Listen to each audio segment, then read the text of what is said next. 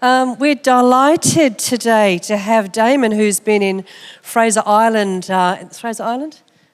Norfolk Island was close, an island of some kind. Any island is good in post-COVID, right?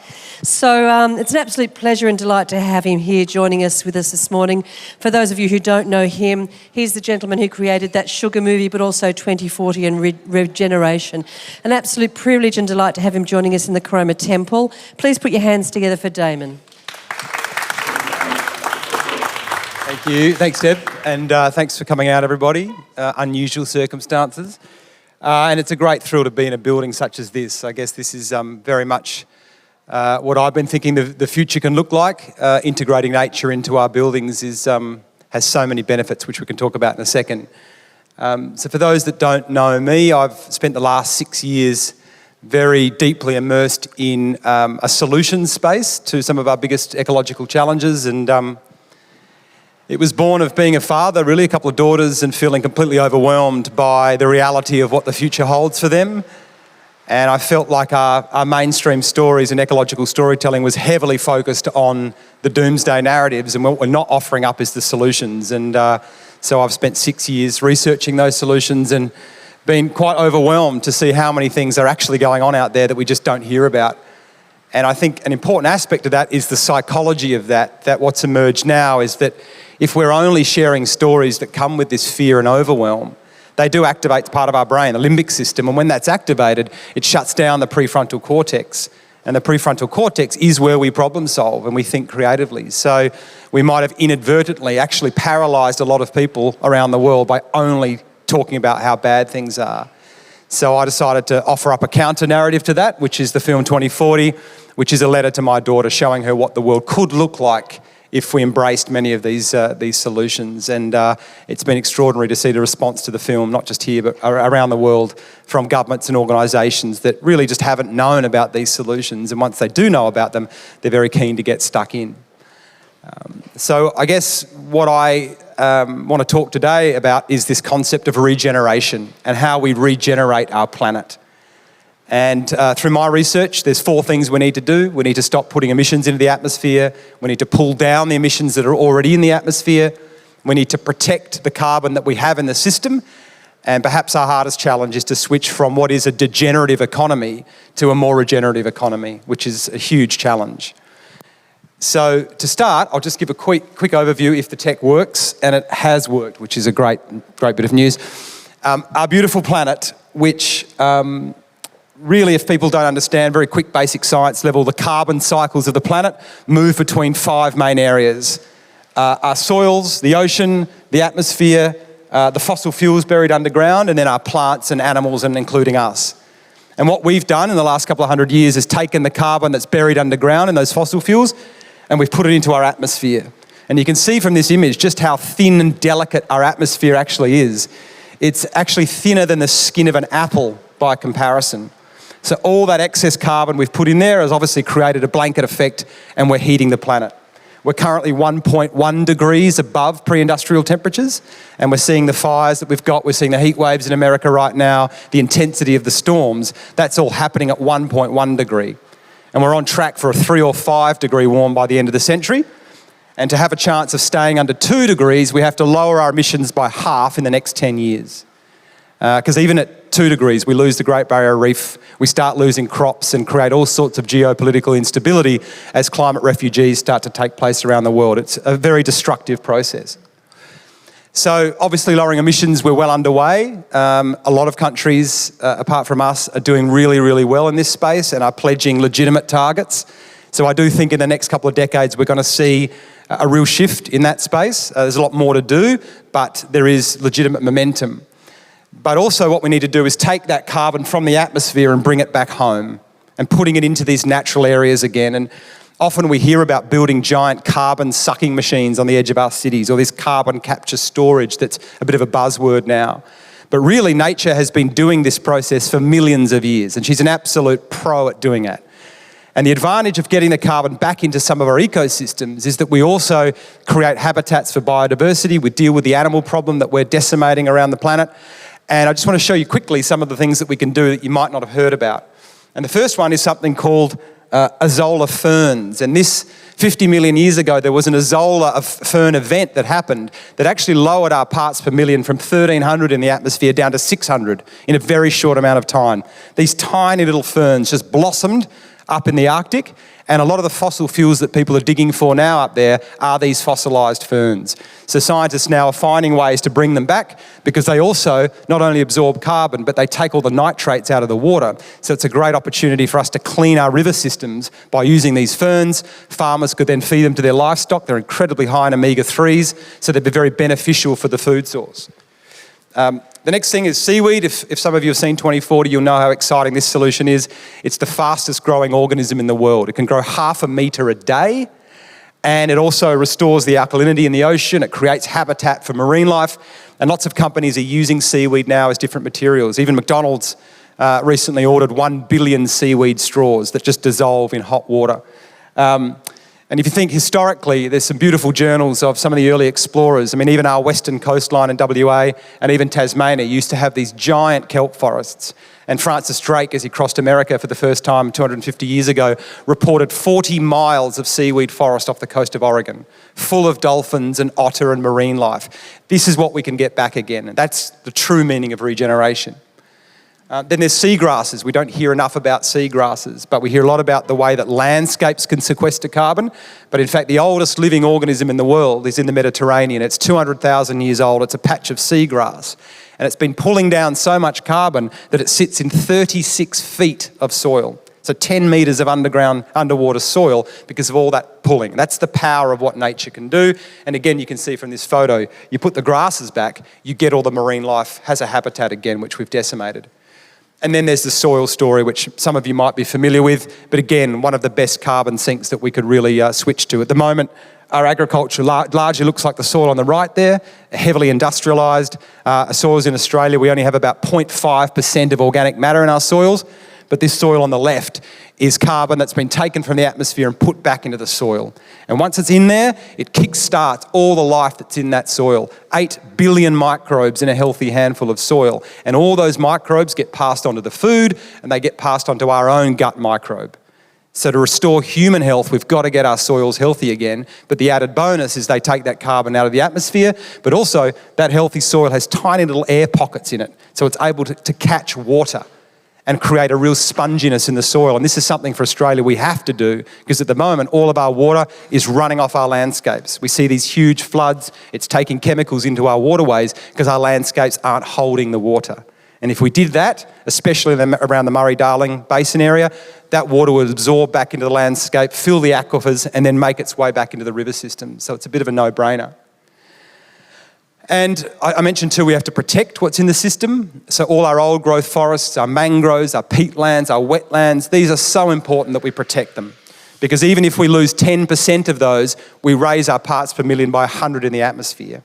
So this is something that's not talked about anywhere near enough. We know lowering emissions, we know taking carbon out of the atmosphere, but we have to protect what we already have. And the fourth challenge, as I mentioned, is this idea of switching to a regenerative economy. At the moment, we are using an extraordinary 100 billion metric tonnes of resources on the planet every year. And that's plastics, as Lottie just talked about, metals, livestock, timber, small toys that you get at Coles, foot spas, all these useless things that we're creating when the Earth can only sustain 50 billion. So we're double the Earth's capacity. And we're on track for 180 billion. In fact, at our current growth rates, that our politicians and our corporate sector, they strive for 3% growth a year, our economy will be 7 times bigger than it is today. So you imagine the impact on forests, on animals, on our oceans, if we're 7 times bigger. It's an absolute suicide mission. And we look at particular industries. No industry is immune from this, whether it's plastics, whether it's the fashion and footwear industry. They contribute 9% of global emissions. It's the same as the beef industry. A new garment is bought every 5 days around the world. 68 garments a year we're using.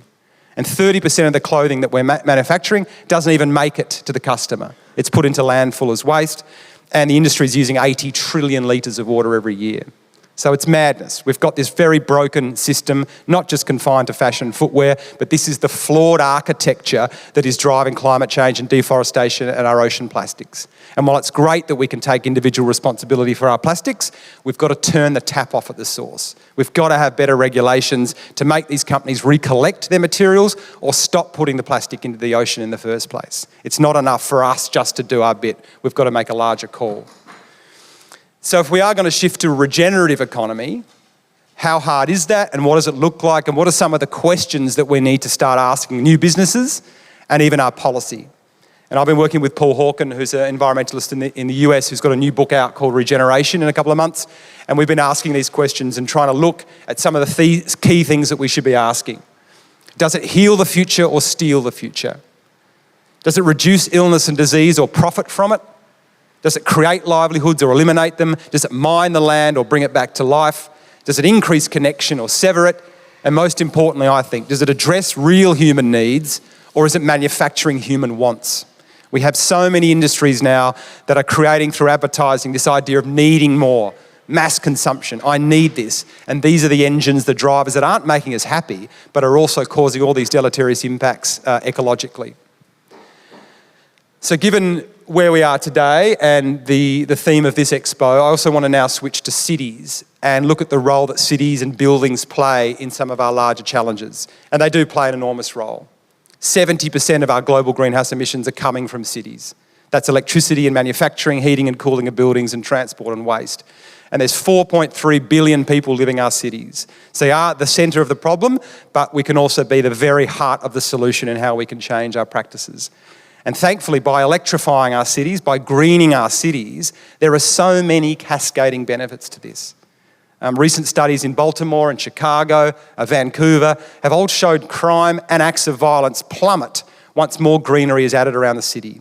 And this is because it lowers our fight and flight response in the back of our brains. And you can feel it when you walk into a space like this.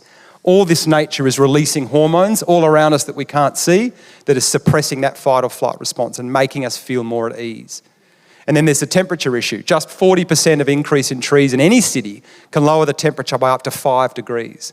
And that 5 degrees obviously has a huge impact on our well-being, but it's going to be essential as we move forward to lower the temperature as climate change kicks in.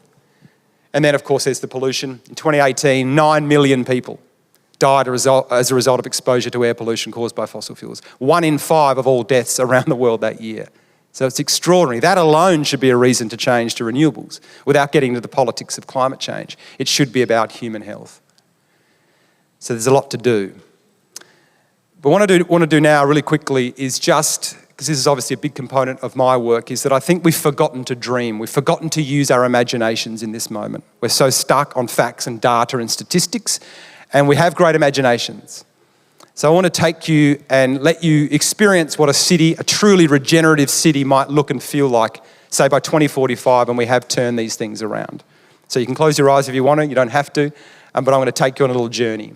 And imagine that you're lying or sitting in the middle of a city park in 2045. It's a Friday afternoon. You don't work on Fridays anymore. It's a 4-day week. We've supplemented that with a UBI paid for by penalising the fossil fuel industry that pollute the atmosphere. A lot of money to be made there. You close your eyes and the first thing you notice are the sounds. The combustion engines are gone and all you can hear is electric vehicles. That's had a huge transformation. You breathe in the air and again you notice how much cleaner that is without those combustion engines.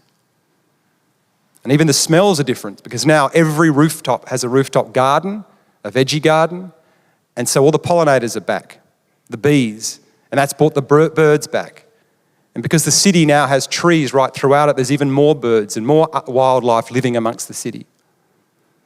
You peel a mandarin that you've just picked from the city park, because picking policies are now a thing.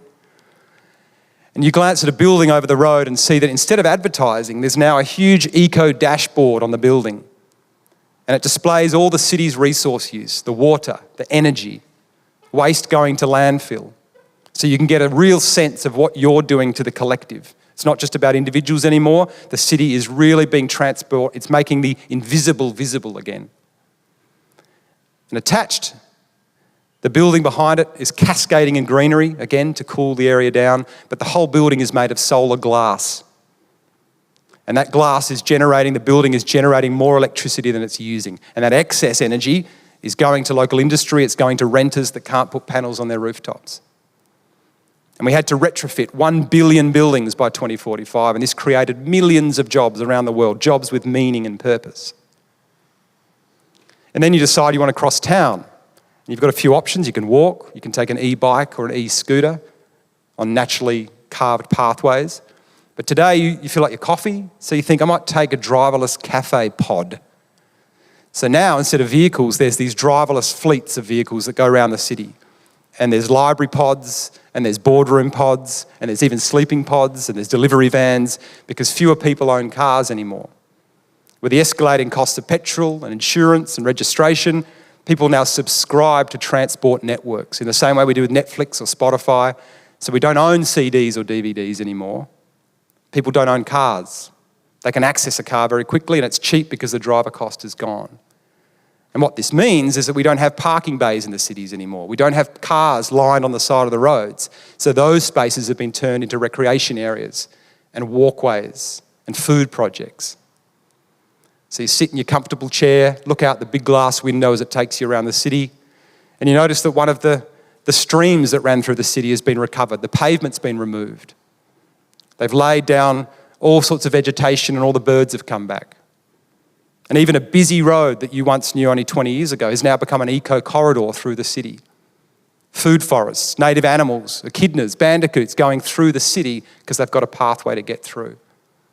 And you see kids on a school excursion having lunch, absorbing more nature. You can open your eyes again. Now, everything I just said to you then actually exists in some form right now around the planet. I didn't make any of that up. We've got France and New York have now made it legislation that any new building has to have a rooftop garden or solar panels. China has pledged that by 2030, 80% of their cities will capture 2/3 of the rainwater that falls. Scientists in Oxford have already invented the solar glass. That's happening. In Phoenix, Arizona, driverless cars are now picking up kids after soccer practice. They're taking people to the supermarkets and bringing home the groceries. And Sao Paulo, a city of 22 million people, has banned advertising. There are no billboards throughout their city. They've taken it down the facades, showed the old buildings again, and reported people's happiness has gone up exponentially because they're not bombarded with all this subconscious advertising. This is already happening. And this in China. Stefano Bori's Lijiu Forest City, 437 acres, 30,000 residents, 40,000 trees and 1 million plants, sequestering 10,000 tonnes of CO2 every year. That's being built as we speak. They're one and a half years away from completion, and it looks just like that. So I do feel that we're in this extraordinary moment where we do have a chance in the next few decades to switch from an industrial civilization to a more ecological civilization. There's so much awareness in this space that ingenuity, creativity, finance is finally pouring into some of these solutions, especially in the last couple of years. And I think, it's my opinion, that 300 years from now, historians will look back to this moment and say, imagine being alive in 2021. Imagine living through a transition of energy where they move to renewable energy. That's happening. We know that's already going to happen. In the future, the grid that we have now is going to look fundamentally different in 20 years. It's not a big centralised form of coal power. It's going to be wind farms talking to solar farms, talking to rooftops. I mean, even in Europe now, they're taking parked electric cars and the grid is accessing that storage and using it when it needs it. It's a dispatchable, smart grid. In transport, I mean, Australia is the worst in the world for electrifying its transport at the moment, so we don't understand what's happening around the world. But in Norway, 60% of new cars are electric. We've got Biden rolling out 500,000 EV charging stations across America right now. We have 7,000 petrol stations, just to give the perspective. That's what's happening in that space. And agriculture. We have 40,000 farmers in this country and 10,000 of them are already using organic or regenerative practices. 1/4 of our farmers are already underway on this transition. And then the resource use, the plastic use, we see companies like Banish, the amount of innovation in this space is extraordinary, that we will move to a more circular economy in the next 40 or 50 years. So we all have to ask what role that we're going to play in history. What's our role in this moment? Because now's the time to find our agency, to meet with others and go together and ask your boss at work what they're doing in terms of sustainability. What's your principal at school with your kids doing? Or more importantly, what's your MP doing? We have to start demanding these changes. Because, as Robert Swan says, the greatest threat to the planet is the belief that someone else will save it. Thank you.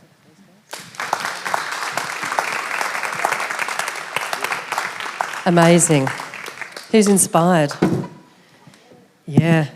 A staff member that shall remain nameless, I just said, what do you think? And that person said, I feel so useless, you know, and it's a wonderful thing to have the opportunity to be inspired to make a difference in our everyday. It's not about saving the planet as a single entity, but doing our best in our world, in our respective worlds, in our families and our lives on a daily basis. So I'm going to ask Damon a few questions pertaining to his previous content, and then we're going to throw to Q&A.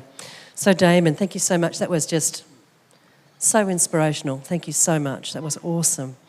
The question I have for you, can cities actually operate on 100% renewable energy? They can, yeah. I mean, despite us probably hearing the counter in the mainstream narrative, absolutely they can. It's going to take some more efficient practices, because at the moment our buildings are just not as sustainable as they should be. So there's huge job creation there to make them and retrofit them. But absolutely, in terms of that, these buildings themselves becoming power generators, that's a very possibility. In fact, some buildings around the world are already doing that. And then the way that the prices are falling in terms of renewables and battery combination, it's just extraordinary. So we're going to see a lot more in this battery space as we move forward. And you think of a jurisdiction like California, which is the 5th biggest economy in the world. They're taking gas right out of their system because they know that they can do it with renewables and battery storage. So which is why it's quite hair-pulling in Australia when we're continuing to talk about exploration of gas and whatnot. Very few places in the world are doing that. No scientist, economist or world leader thinks that gas is the future, because we'll be able to do it with storage. But we do have to actually lower our energy consumption as well, which is a really crucial part of that. Awesome. What are some of the emerging new building materials? I mean, we specify. I've got some of our designers on staff, and yesterday we had a sustainability day. We had the room full of architects and designers who are obviously ever present and mindful of building from a future perspective. So, what are some of the emerging new building products that as you see it? Yes, I mean, now we largely use rock, like the steel and the metals that we make. And they are a huge emitter. They contribute about 12% of our greenhouse gas emissions, making those materials.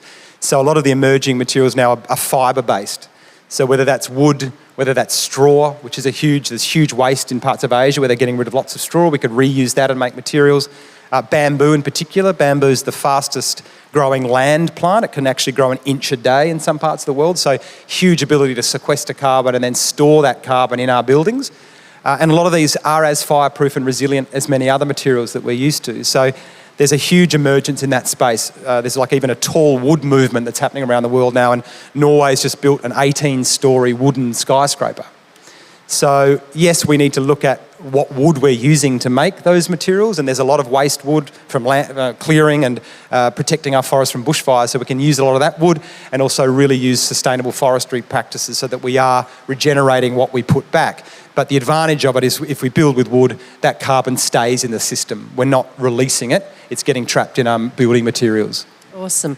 I do know Mimi's a custodian of a jungle in Laos. She's currently growing giant bamboo to build a sustainable retreat. So bamboo's a pretty good product, yeah? If you've got any bamboo quarries, she's the product queen over there, the bamboo queen. You use your story to try and make change. Why is it? Why do you do that? And how important is storytelling in this moment? What's the narrative there? Yeah, I mean, I'm probably biased, but I think it is the most crucial aspect here. I mean, we're a species that's evolved to tell stories, and we largely rely on facts and data to try and convince people. And I think they are useful, but they're ultimately lifeless. And we need to encase those statistics into narratives that stir the soul and move people. And that's how we've always shaped culture, by telling stories, developing myths and metaphors. And right now, those myths and metaphors are being cultivated by advertising agencies, and they're telling us what's important. So we need to recapture that somehow.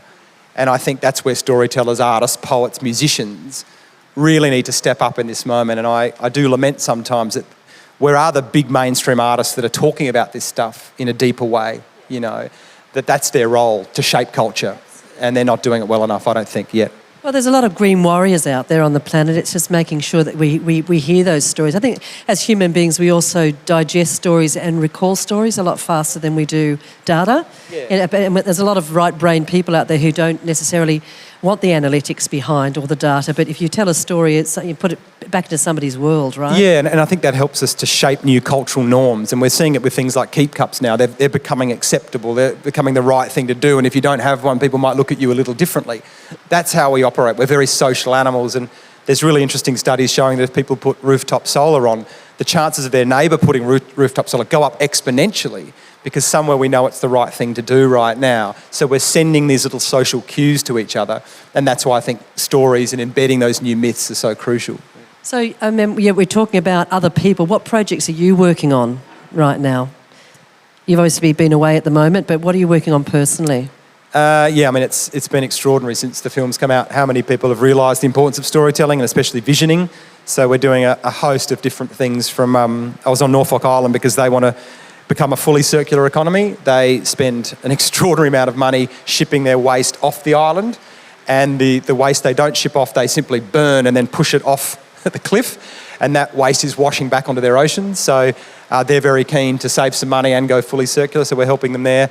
I'm doing a project which is called Projecting Change, which you might have seen it, where they project huge images onto buildings like the Vatican and the UN building around the world, and they've commissioned me to do a big piece for COP in October that will be shown on the skyscrapers of 9 cities around the world. So we're really trying to think about what evocative images we can show and bring to the fore to get people excited by this.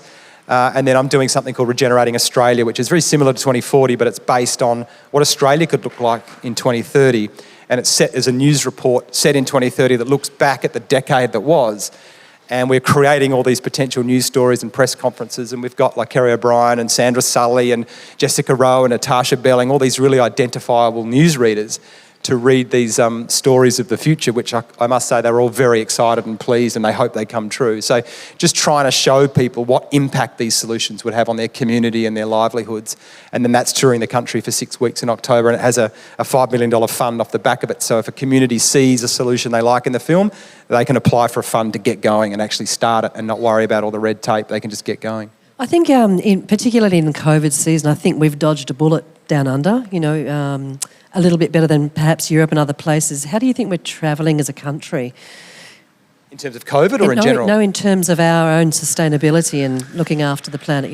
How do we travel compared to the rest of the world? Look, that was the toughest part of making 2040. We went to 14 countries, and I'm very proud of this country, but in terms of our sustainability, we are woefully behind the rest of the world. And I think we need to understand and be very realistic about our own democracy, and it has been hijacked. We have a polluted democracy in this country. We have, obviously, Murdoch controls 70% of the newspapers, and so he's putting out a certain narrative. But all our mainstream networks are all owned by people with links to extractive industries that don't want to change.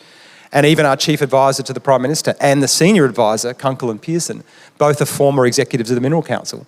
So they really are in his ears saying we need to expand more fossil fuels. And if you look at Keith Pitt, Taylor, they're all deeply embedded in that. And that's a great tragedy, because what we have here is so unique. We have so much solar, so much wind, that we could be a world leader in this space, then provide those resources to Indonesia, 300 million people that are coming off coal, Korea, Japan, they're all making the change. They don't want our coal anymore, but they might want our solar and our hydrogen. So there's an opportunity to really get ahead there, and we're just not taking it right now.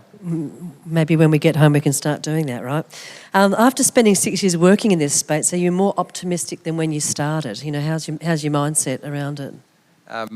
I am, and I can categorically say that I really think we've got a shot at pulling this off. And I didn't think that 6 years ago, but there's just so many extraordinary humans that are doing things that we just don't hear about. Our mainstream isn't talking about it, but they're doing very grand things. And not getting any publicity. And Rebecca Solnit talked about that in her book, Hope in the Dark. If you're only focusing on the main stage, where the mainstream spotlight is, that's not where you'll find the answers. It's in the shadows, lurking off to the side of the stage. That's where the magic and the innovation is happening. And I do feel that I think we're very close to a tipping point. Then that's coming from the public, the demand. I mean, we've done screenings for all the large banks. 85% of their questions at AGMs are about fossil fuel investments? How are you unravelling? So they're all panicking because they're deeply enmeshed in the current system and they have fiduciary obligations and litigation threats, but they also have kids and they also do want to change. They're just struggling to work out how to unravel. So that kind of groundswell, and even the head of Maersk at the UN summit I was at last year, said we can't get staff out of the European universities. They're saying, why would we work for this big shipping organisation that uses all these fossil fuels? So they've changed their whole business model to actually employ people out of the universities. So that's why I think we're close to a tipping point. And again, if you look historically, the suffragettes, the human rights movement, the abolitionists, that change has never been linear. It's a build-up of momentum and then something random happens, like Rosa Parks on the bus, and the whole floodgates open. So I think we're probably within 5 years from that happening. So yeah, I am optimistic. It's going to be tricky. That we haven't acted fast enough, so we're still going to deal with all sorts of climate issues in the next couple of decades. But I do think by 2040, 2060, we'll have a very, very different looking society. That's exciting. Questions, please. Who's the first? Please.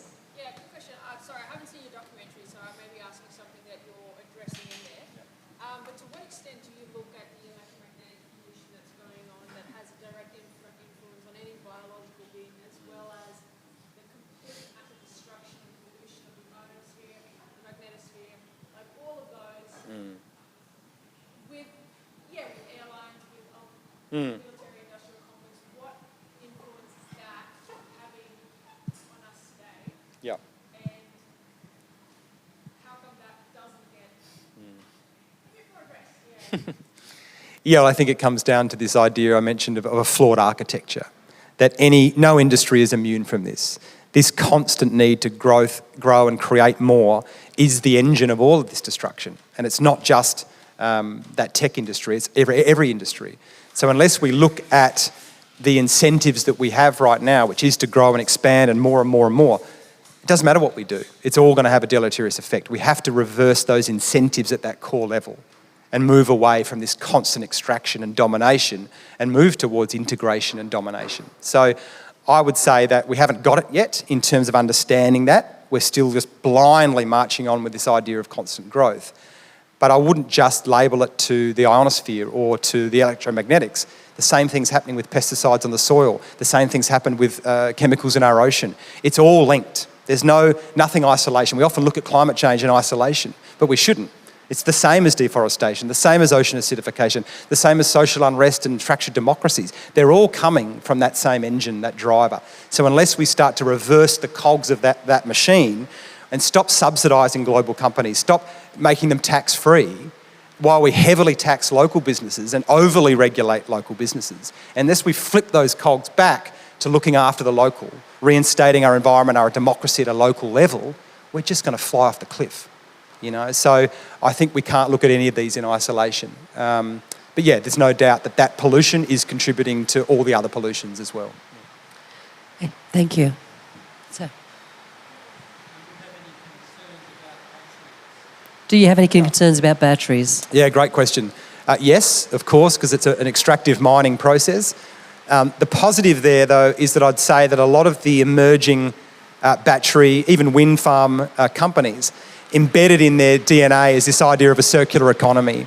So any lithium-ion battery now, 95% of it can be recycled.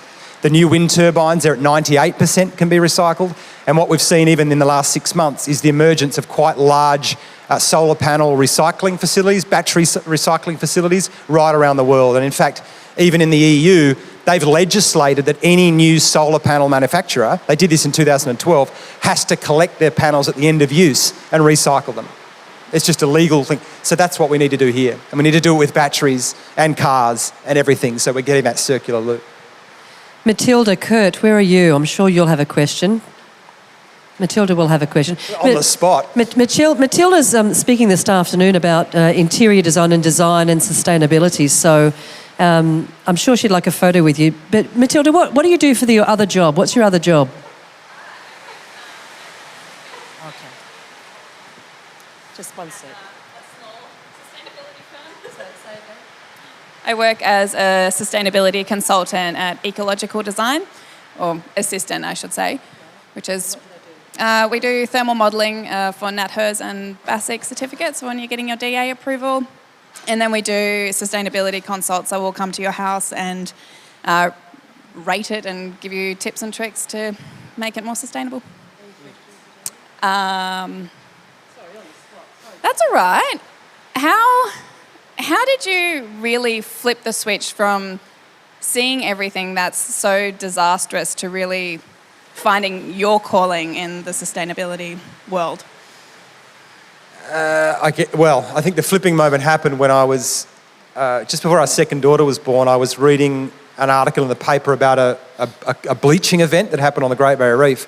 And I got about 2 paragraphs into it, and then I just turned the page and I started reading something else, and I stopped and I thought, why couldn't I finish that article? Like, what was it in the way that was described that I couldn't connect to? And that began this exploration of the psychology of that and how existential that problem felt and how little I could do about it. I found quite paralysing. So I reached out to a few psychologists and they were like, absolutely, this is the big problem going on right now. We're not giving people tangible entry points or ways that they can get involved. We're just freaking them out, especially our kids, with how bad things are. And in fact, the thing I'm the most proud of 2040 is that we've had 1.5 million kids in Australia have been taught the 2040 curriculum materials because teachers are sick, or the kids are saying, we don't want to keep hearing about how bad things are. What are our careers of the future if we could turn things around? We want to be engineers, but what can we do on a grand scale? So we now get sent maybe 10 ideas a week from these school kids with this incredible innovation of, seaweed-made hoodies or like electric vehicles, because we're kickstarting that creativity. We're accessing a different part of their brain. And I think that's informed how I approach this as well. I stay very much in that solution space. I don't shy away from the urgency of what's going on. That's really important. But I think if you're just staying in that space, God, it's so easy to give up. And that's how we're not wired as humans. We need hope to get up every day. Viktor Frankl talked about that. The Stockdale paradox talks about that. We need this idea of a vision or a better future to strive for. So that keeps me getting up every morning. Awesome. You talked about advertising, and obviously that's all around us, and now brands are talking about sustainability all the time. I went to Coles the other day and they want to be the number one in sustainability. Do you think that this is a time or an opportunity for brands to do genuine change, or is it kind of more advertising? Yeah, that's a good question. So I'd say from my experience, it's very mixed. There are some companies that are legitimately trying to do the right thing and really looking at all their so there's different scope emissions where you can just do your electricity, and that's what Aldi, Woolworths, Bunnings, they've all done that, which is great. But then there's scope 2 and scope 3 emissions, which are your supply chains and the real engine of what drives your company. So a few people are going that far, but it's a very good story just to put out that you're going to go renewable energy by 2025, But the reality is, energy is only 30% of our emissions. We've still got transport, industry, agriculture. So even when people say, great, we're going to go zero emissions, it's important to understand the depth of what's required there. So we are seeing a lot more companies using that as a bit of a greenwash tool, unfortunately. And I think that's our responsibility too on social media and whatnot, to call them out and say, hey, what are you actually doing? Can you explain that? Or do our own research. And they'll very quickly respond because they don't want that public shaming. But certainly the screenings we've done within that corporate sector, I would say a majority are trying to be authentic about it because they know what's on the line. The kids are so savvy, they use social media, they're going to make sure that they're robust in their pledges. How many architects and designers and renovators have we got in the house? Let's just have a look. Okay, so we've got a few people who are looking at building for the future. Something that we find important to us as a company is the value of biomimicry and biophilia in the workplace, but also from a place of inspiration for design. Is that something that you lend yourself to? How important is it for you to surround yourself with biomimicry and biophilia? Yeah, I guess the more I've understood that, I think it's so crucial. And it's, again, what I talked about, it's what we can't see that these plants are doing right now. And in fact, there's a study that's going to come out probably in the middle of this year where they found the impact even of ferns on cancer cells, and even the way what a fern emits has a very healing impact on ferns. So through Joost Bakker, who some of you might know, who's got a beautiful future house he's built down in Fed Square. And it's basically, he's done a building with all the most sort of sustainable materials. He's got magnesium sheets. It's all fireproof. He's used the straw for the walls. You walk in and there's a huge wall of mushrooms, and he's taken the heat from the shower and diverted the steam to go over the mushrooms, so they're growing 24 hours a day. He's got an anaerobic digester, which you can buy actually for about $650, and you can put your food waste straight into it. It's like a two-man tent, and it has a tube that comes out that creates methane that you can burn as the gas in your home. And for every 1 kilo of food waste you put in there, you get 4 hours of methane being burnt. So, and he's got rooftop gardens, solar, catching all the rainwater. It's a beautiful example, like here, where you can walk through and see the impact there. So that's had a huge impact on me. We've even put a little row of ferns just above our bed now. Not that there's a cancer that I know of, but just for that idea of what the ferns are doing as we sleep. You know, and yes, that can sound super kooky, but in 10 or 15 years, it's going to be much more accepted as this science emerges and the biology starts to come through, which is now getting a lot of attention. Scientists are really learning about the way trees talk to each other under the ground, how they even share nutrients across species. Like a Douglas fir will give nutrients to a birch tree that's struggling through this incredible network under the ground. So as that comes to the fore, I think people will understand the importance of surrounding themselves with nature.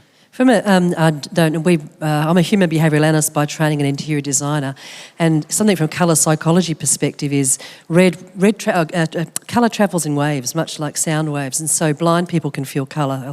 They'll feel the heat. Designing with red will make you hungry, angry, irritable, attract flies and want sex. So it's not a great thing to put perhaps in a restaurant unless you want them to come in and eat quickly and leave, whereas green... McDonald's, Red Rooster, exactly, just thinking of all the ones exactly. They want a high turnover of traffic. So from a human behavioural perspective, green in our plants, which is why we are surrounded by a lot of greenery, because it's calming to the... It goes through the iris, affects the hypothalamus and changes the way that we feel.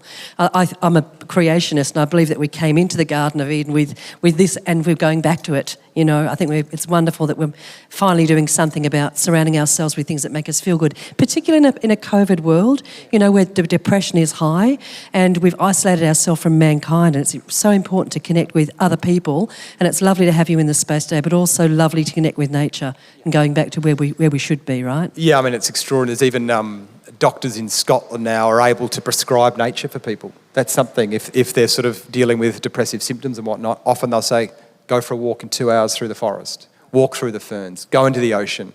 Like, that's how robust the science is now and how it impacts our well-being. So I hope that we do incorporate, like you've done here, into our buildings, into our cities, because how beautiful would that be? Like that forest city, you know, I mean, what a spectacular place to live and work and get around. And then if we also bring food into that, you know, like I didn't say it before, but Adelaide's just agreed to plant fruit trees right through their city for the homeless, so that anyone can just go and pick. I mean, that's common sense. I'm still smelling the mandarin from the eye closing thing. Anyone else going there? Yeah. That was awesome. Another question, please. So I'm interested in how your girls see you and what kind of toys and lifestyle you find with them. Yeah, good question. So yeah, we've made some profound changes to our own lives in the last 6 years, I would say. You know, the obvious ones, like being more aware of, you know, our food choices, our energy. We sold our car and bought a second-hand 2016 Nissan Leaf from Japan, which talks to you every time you start it up. And doesn't go very far, but it's just that feeling of being in that electric car, because we couldn't afford a Tesla. But also changes to our home in terms of more nature throughout. We've got plants right through our kitchen and food growing inside, which the girls absolutely love.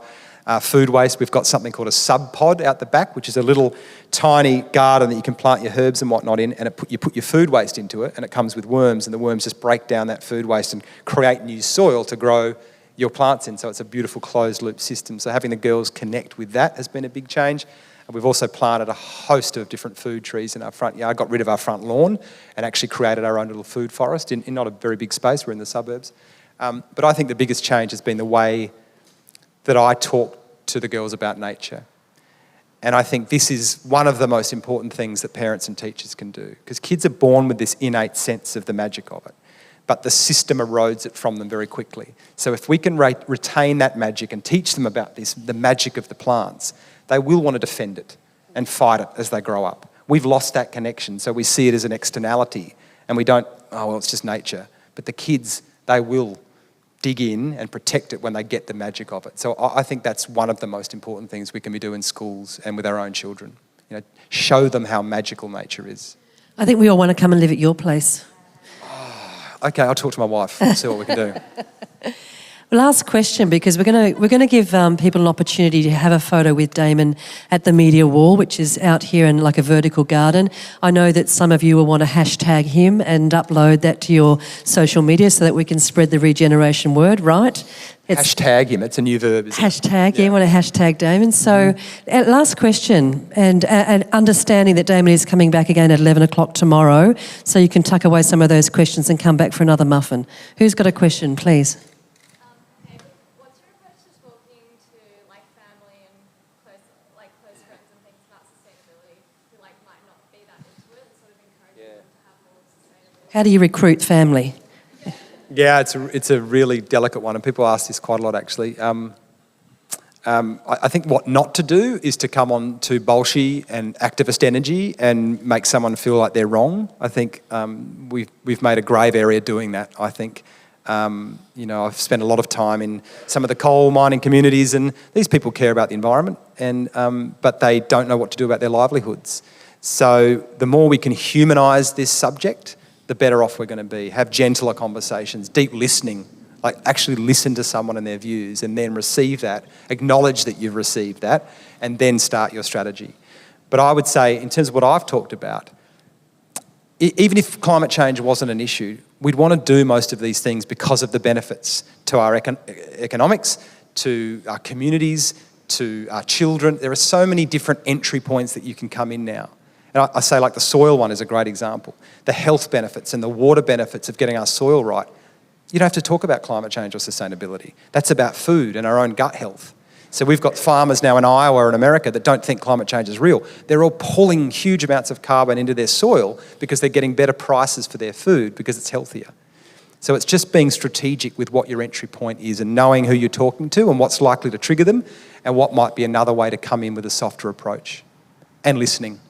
Don't be the bolshy activist, as tempting as that is. I think looking at, we're done with questions, but I'm looking at the quote here in closing because we've got to get Damon to get some photos and also get on the road. But the greatest threat to the planet is the belief that someone else will save it, by Robert Swan. But my hope today in bringing Damon in to come and speak with us, apart from having him graciously join us, is to make a difference. And I hope that you've been inspired enough today with Damon's talk to go and make change for yourself, just one person. I am one, but still I am one, right? So please put your hands together today for Damon and look forward to him joining us again tomorrow.